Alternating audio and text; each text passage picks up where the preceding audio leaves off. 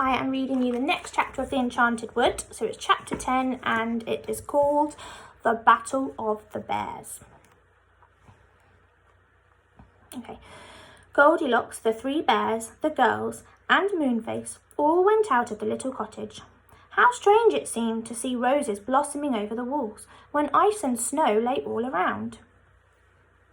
The thing is, where do we go to find the polar bears? Said Goldilocks. Over there towards the sun, said Father Bear. Bessie and Fanny were surprised to see both the moon and the sun shining in the sky. They followed the Father Bear, slipping and sliding and holding on to one another. It was very cold and their noses and toes felt as if they were freezing. Suddenly they saw the little snow house that Joe had built for the magic snowman. Look, said the Father Bear, we'd better make for that. But before they got there, a big white figure squeezed itself out of the snow house and saw them. It was the magic snowman. As soon as he saw the three bears and the others, he began to shout loudly in a windy, snowy voice. Enemies! Enemies! Hi, bears! Come and send off the enemies! We're not enemies, yelled Moonface, and Goldilocks ran forward to show the snowman that she was a little girl. But Moonface pulled her back. He didn't trust that old snowman. The snowman bent his big fat body down and picked up great handfuls of snow. He threw one at Goldilocks. She ducked down, and it passed over her and hit the baby bear. Ouch, he said, and sat down in a hurry. Then everything happened at once. A crowd of white polar bears hurried out of their underground home to help the snowman, and soon the air was full of flying snowballs. The snow was hard, and the balls hurt when they hit anyone.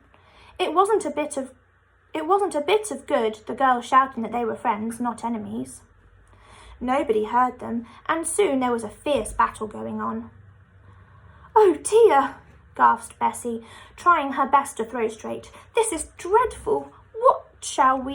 We shall never rescue Joe by behaving like this.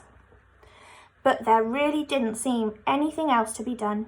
After all, if people are fighting you, you can't do much but defend yourself, and the three bears and the girls and Moonface felt very angry at having hard snowballs thrown at them. Smack, thud, biff, squish! The snowballs burst as they hit, and soon there was a great noise of angry oomphs from the white bears and ouchies from the teddy bears, and yells from the children and screeches from Moonface, who acted as if he were mad, hopping about and yelling and kicking up the snow as well as throwing it. His big fat face was a fine target for snowballs, and he was hit more than anybody else. Poor Moonface. Now, whilst this fierce battle was going on, where do you suppose Joe was? As soon as he heard the cry of "Enemies! Enemies!" he had hidden in a corner, for he didn't want to be mixed up in any fight. When he saw the white bears going out, and he felt all alone, he began at once to think of escaping. He crept to the hole that led above ground. The battle was some way off, so Joe did not see that the enemies were really his own friends. If he did, he would have gone to join them at once. What a terrible noise they are all making, he thought.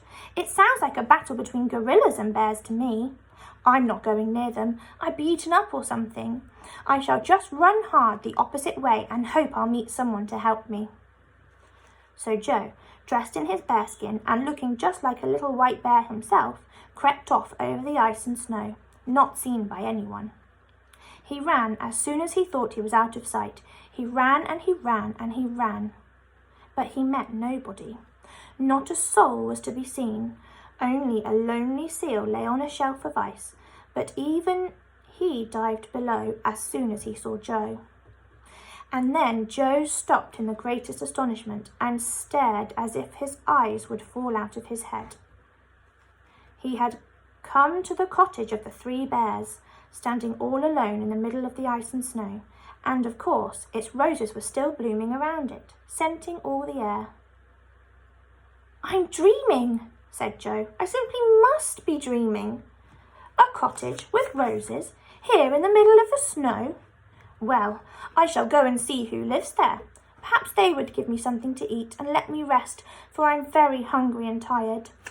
He knocked at the door. There was no answer. He opened the door and went in. How he stared! There was no one to be seen at all, but on the table stood 3 bowls of steaming porridge, one big, one middle-sized, and one small. It was rather dark, so Joe lighted a big candle on the table. Then he sank down into the biggest chair, but it was far too big.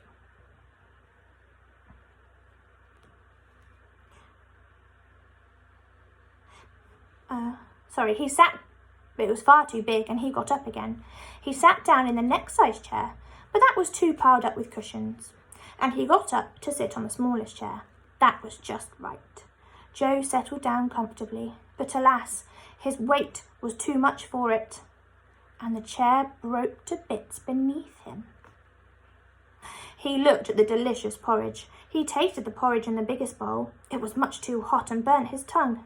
He tasted the next bowl, but that was far too sweet. But when he tasted the porridge in the little bowl, it was just right. So Joe ate it all up. Then he felt so sleepy that he thought he really must rest. So he went into the bedroom and lay down on the biggest bed. But it was far too big, so he tried the middle-sized one. That was too soft and went down in the middle. So Joe lay down on the cot, and that was so small and warm and comfortable that he fell fast asleep. All this time the battle was going on. The snowman was so big and the polar bears were so fierce that very soon the teddy bears, the children and Moonface were driven backwards. Then a snowstorm blew up and the snow fell so thickly that it was quite impossible to see anything. Moonface called out in alarm, "Bears, Goldilocks, Bessie, Fanny, take hold of each other's hands at once and don't let go. One of us might easily be lost in the storm." Everyone at once took hands. The snow blew into their faces and they could see nothing. Bending forwards, they began to walk carefully away from the white bears, who had stopped fighting now and were trying to find out where their enemies were. "Don't shout or anything," said Moonface. "We don't want the white bears to hear us in case they take us prisoners. They might not listen to the teddy bears. Move off and we'll look for some sort of shelter till this storm is over." They were all very miserable. They were cold, rather frightened and quite lost. They stumbled over the snow, keeping hold of one another's hands firmly. They went on, and suddenly Goldilocks shook off Moonface's hand and pointed in front of them. "A light," she said in astonishment. Everyone stopped.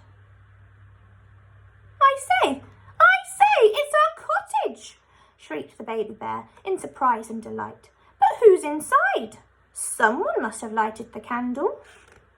They all stared at the lighted window. Who was inside the cottage? Could the magic snowman have found it, or the polar bears? Was it an enemy inside, or a friend? Ooh, blew the wind, and the snowflakes fell thickly on everyone as they stood there wondering. "Whew," shivered Moonface. "We shall get dreadful cold standing out here in the snow. Let's go in and find out who's there." So the father bear opened the door, and one by one they all trooped in, looking round the empty room, half afraid. And that's the end of chapter